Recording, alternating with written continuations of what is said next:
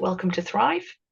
My name is Viv Trask-Hall. For those of you who haven't joined us before, welcome.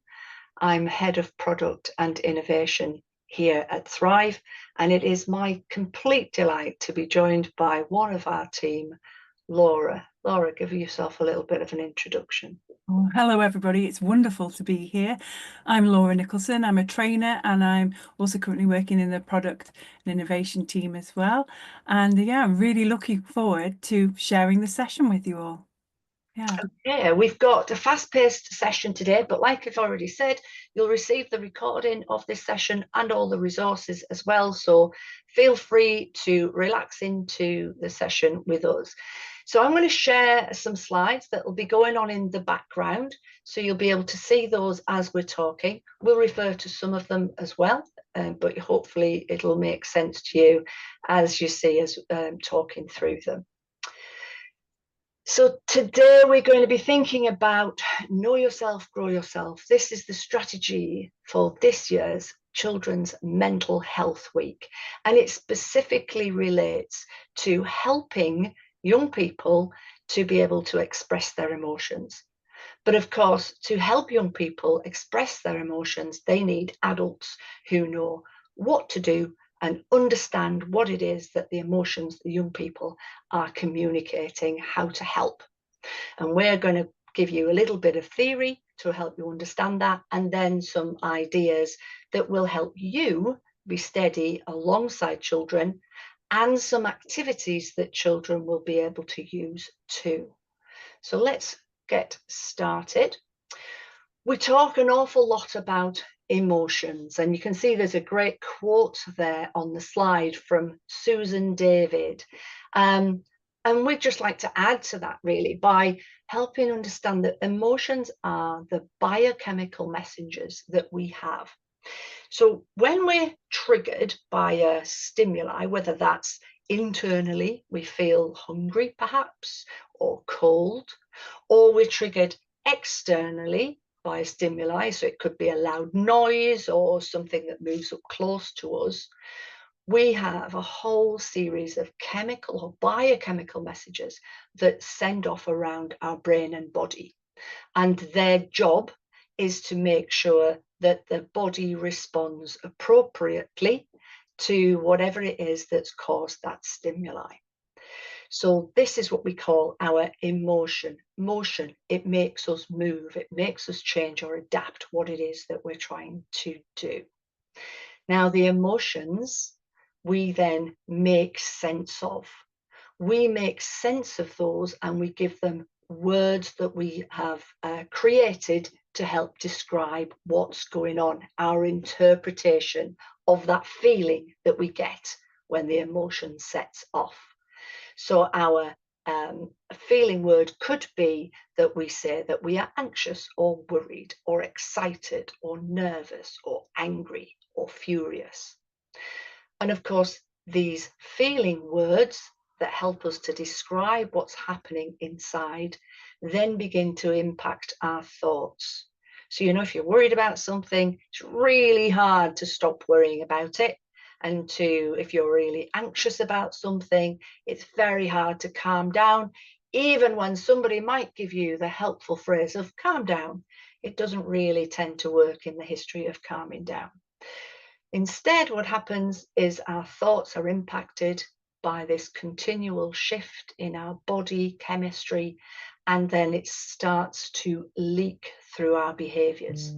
It's great at helping us to make sure that we are getting out the way quickly of any danger or settling in to be able to experience joy.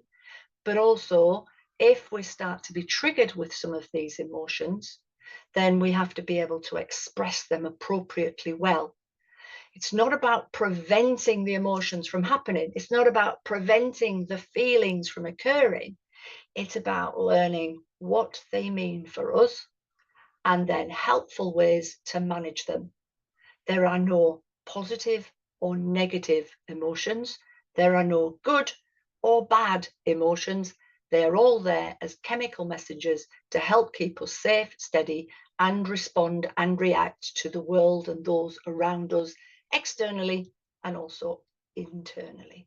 So you'll have heard of things like adrenaline and cortisol and dopamine and endorphins. They're all helpful things that we need to keep us steady and keep us safe. So these are the chemical messengers we get, and those feeling words, we then start to make sense of them. Laura, tell us a little bit about the core emotions that we talk about in Thrive. Thanks, Viv. In Thrive, we focus on 4 core emotions: anger, fear, sadness, and joy, because we know that from these foundational emotions, a vast spectrum of more nuanced feelings emerge, shaping the way children and young people experience and express their inner world. So let's begin by thinking about anger. Okay, anger is often misunderstood as something that needs to be suppressed or controlled, but really, anger is a protector. It arises when a boundary has been crossed, when a need is unmet, or when we feel powerless. Physically, anger floods the body with adrenaline. It increases heart rate and prepares the muscles for action. It's a surge of energy, but with a purpose. And what we might notice about anger is that it isn't just shouting or aggression. Sometimes it's withdrawal. It could be set a tense silence or becoming highly controlling. The key is to notice what happens in the moments before the escalation. Perhaps it's clenched fists or shallow breathing or a set jaw. And anger needs to be acknowledged. It needs to be understood and given a safe outlet for its energy to be released in a healthy way, rather than suppressed or dismissed. If we think about one of our other core emotions, maybe about fear, and fear is all about survival. It's the brain saying, I don't feel safe. This might be a physical threat. It can also be a perceived or imagined threat, such as a fear of failure or rejection or uncertainty. And physically, fear triggers that fight, flight, or freeze response, and the body is preparing to respond to danger. So fear doesn't always look like a visible panic. It can be perfectionism, avoidance, fidgeting, or suddenly shutting down in the middle of a task. So we need to watch for changes, noticing changes in posture, maybe being stuck on the spot, shrinking into themselves, or darting eyes, scanning for reassurance. Fear needs safety first and foremost, not logic, because a dysregulated brain isn't in problem solving mode. It needs reassurance and a regulated presence to help ground it, making space for us to feel secure enough to process the experience that's being had. I'm going to move us on to think about sadness just for a moment. And again, sadness signals loss, disappointment, or an unmet need.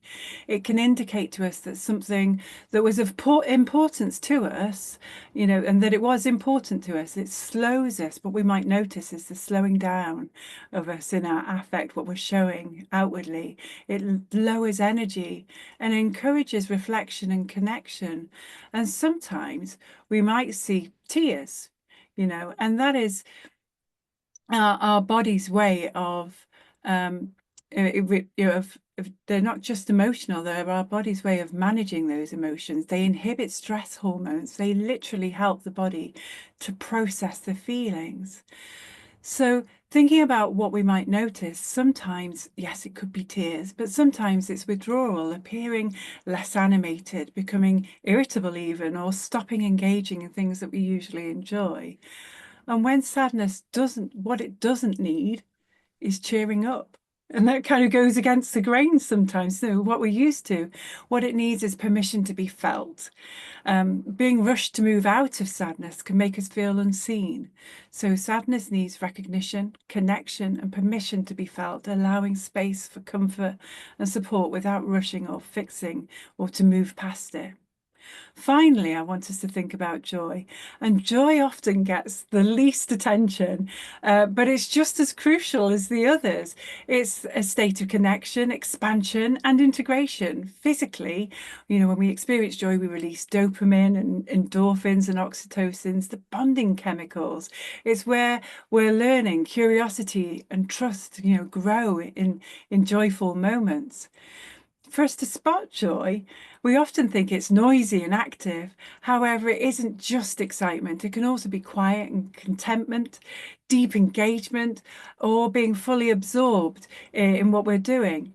So we need to watch for that lightness in movement, relaxed facial expressions, spontaneous laughter even, or a sense of ease in the body. Joy needs to be shared. It thrives in connection. It needs to be expanded and celebrated. Developing connection, reinforcing that sense of safety and belonging.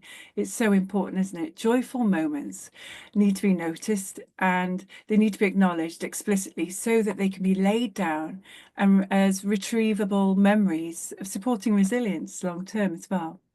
So when we have this understanding of emotions in this way, as messengers, not problems, we change the way we respond.